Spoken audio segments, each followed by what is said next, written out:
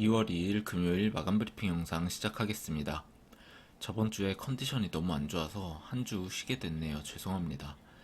평소에 제가 술을 잘 안 먹는데 새벽까지 과음을 좀 했더니 아무것도 할 수가 없었네요. 제 채널 커뮤니티에 글을 올렸었는데 다들 보셨을지 모르겠습니다. 혹시 제가 영상을 못 올리게 되면 다음에도 커뮤니티 확인 한번 해주시면 감사드리겠습니다. 어쨌든 그동안 코스피는 이렇게 크게 상승을 해주고 코스닥은 계속해서 내리는 장이 지속됐었네요. 이런 흐름이 국내뿐만 아니라 미국도 마찬가지로 나오고 있습니다. 빅테크 종목 쪽으로 자금이 쏠리고 소형주들은 계속해서 내리는 그림이 나오고 있습니다. 페이스북 이름이 메타로 바뀌었죠. 메타는 금요일에 20%나 상승을 했습니다. 시가총액으로 보면 하루 만에 SK 하이닉스가 두세 개 생긴 거나 마찬가지인데요. 개인적인 의견은 지금 장세는 일반적이진 않다고 생각을 합니다. 고금리가 지속이 되면서 증시자금이 빅테크로 쏠리는 것까진 그럴 수 있다 생각을 하지만 금요일 같은 경우는 미국 10년물 채권금리가 급등하면서 원달러 환율도 크게 상승을 했는데도 불구하고 나스닥 지수까지 크게 상승하는 모습을 보여줬습니다. 어제 하루뿐만이 아니라 최근 장세가 일반적이지 않아 보이고요. 어떻게 보면 조작이라 생각이 될 정도네요. 이런 장세에서는 매매를 잠시 쉬는 게 답이라 생각하는 편이긴 합니다. 어느 정도 예상을 해보고 전략을 짜서 들어가야 하는데 최근처럼 일반적이지 않은 경우에는 예상을 할 수가 없죠. 계속 예외 상황이 나오는 장에서는 잠시 쉬는 것도 나쁘진 않다고 생각을 합니다. LX세미콘 보시겠습니다. LX세미콘은 특별히 다룰 내용은 없어 보이네요. 계속 같은 의견입니다. 더블 바텀 지점 근처까지는 기다려보는 게 좋겠고요. 장기적으로 봤을 때는 트리플 바텀이죠. 거래량이 살짝 터지는 그림이 나오면 손절 라인을 잡고 들어가 볼만 하다고 생각을 하고요.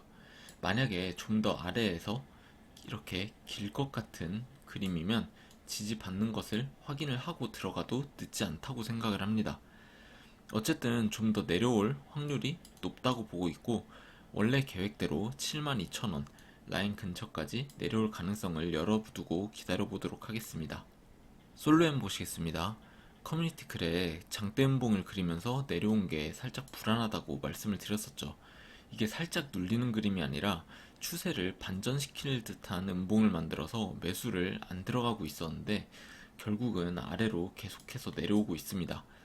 121선에서 지지를 받는 모습이 나와줘야 그 다음을 생각해 볼 수가 있었을 텐데요. 그냥 한 번에 깨고 내려온 그림이고 또 224일선까지 다이렉트로 살짝 깨면서 마감을 했습니다. 이 정도 오면 하락 전환 중에 리테스트를 한 걸로 보는 게 맞다고 생각이 되는데요. 여기서 반등이 많이 나오면 121선까지는 나올 수도 있겠지만 지금 그림만 봐서는 일시적인 반등일 확률이 높다고 보고 다시 하락으로 전환될 확률이 높다고 생각을 합니다. 솔로엠 매수는 좀 더 천천히 봐야겠습니다.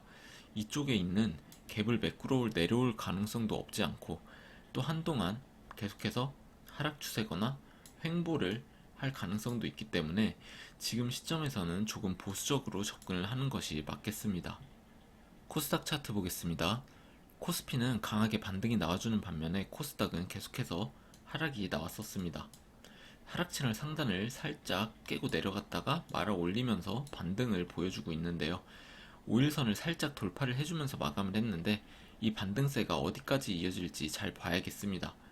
만약에 다시 정배열 포지션 위치로 올라와 준다면 중장기적인 상승을 기대해 볼 수도 있을 것 같습니다만 상황이 상승이 나오기는 좋지 않다는 생각이라서 어떻게 될지는 모르겠네요. 어쨌든 단기적인 반등은 조금 더 나오지 않을까 생각은 하고 있습니다. APTC 보시겠습니다. APTC는 금세 자리를 찾아왔다고 생각을 했었는데 이번 한 주 동안 계속해서 하락을 만들면서 내려왔네요. 다시 역배열로 돌아선 자리에서 마감을 했는데 13,000원 라인만 깨고 내려가지 않았으면 합니다. 13,000원 라인을 강하게 깨고 내려가는 그림이 나오면 잠시 손절을 해볼 생각이고요. 다음 매수 기회를 잡아볼 생각입니다. 만약에 13,000원이 깨지면 최소 12,000원까지는 내려오게 될 것 같고 많이 내려온다면 이쪽 라인에 있는 11,000원 라인까지도 내려올 수 있을 것 같아 보이는데요. 지금 반도체 장비 종목에 악재 뉴스만 나오는 상태라 조금 더 시간이 필요할 듯 보입니다. 펄어비스 보시겠습니다. 아직까지는 33,000원에 매수한 물량을 계속 가지고 가는 중입니다. 제가 좋아하는 패턴이 나왔죠. 이렇게 주가를 돌려주면서 상승이 나오는 그림이 나와줬습니다. 물론 짧긴 하지만 모양은 그럴듯하게 나왔네요. 이런 경우에는 좀 더 추가 상승이 나오는 경향이 있다고 보는데, 일단 21선과 위에서 내려오는 51선의 저항을 잘 이겨내면서 올라가는지 잘 지켜봐야겠습니다. 다시 이쪽 38,000원 라인 위로 올라와주고 지지를 받아주는 모습이 나온다면 지금 매수한 물량은 중장기로 쭉 가져가 볼만 하다고 생각을 하고 있습니다. 제넥신 보시겠습니다. 제넥신은 아직 아래 레벨에서 횡보 중에 있는 상태네요. 개인적으로는 특별한 이슈가 없다면 한 레벨 더 내려갈 확률이 높다고는 생각하고 있습니다. 일단 이쪽 매물대 지지 라인은 깨고 내려온 상태이기 때문에 금요일에 나온 이 양봉은 리테스트로 보는 게 맞다고 생각을 합니다. 그래도 긍정적으로 보면 224일선까지 거의 다 내려와 주면서 이평선들을 한데 모으고 있다는 것인데, 이제 여기서 이평선들을 모아놓고 위로 쏠지 아니면 아래로 또 흘러내릴지가 관건이겠습니다. 224일선을 돌파하는 것을 확인을 하고 매수를 해도 전혀 늦다고 생각을 하지 않기 때문에 일단은 좀 더 지켜보도록 하겠습니다. A루트 보시겠습니다.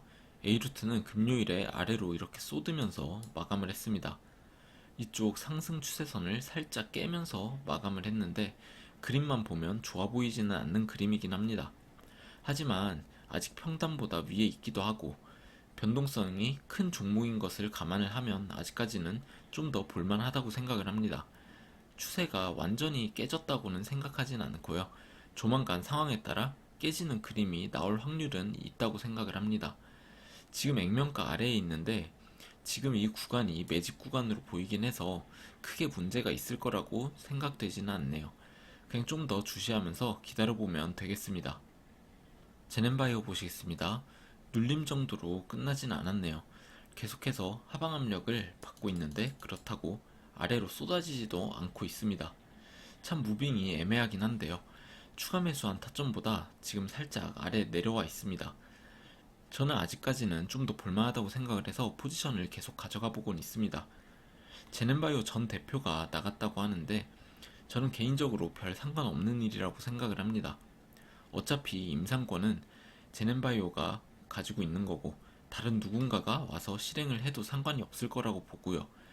또 다르게 생각해 볼 수 있는 케이스는 이 임상 시험을 하고 싶은 거대 기업이 인수를 할 수도 있는 거고요. 이런 건 판을 짠 사람 외에는 알 수가 없는 부분이기 때문에 그냥 각자 믿고 싶은 대로 믿고 대응을 하는 방법밖에 없겠습니다.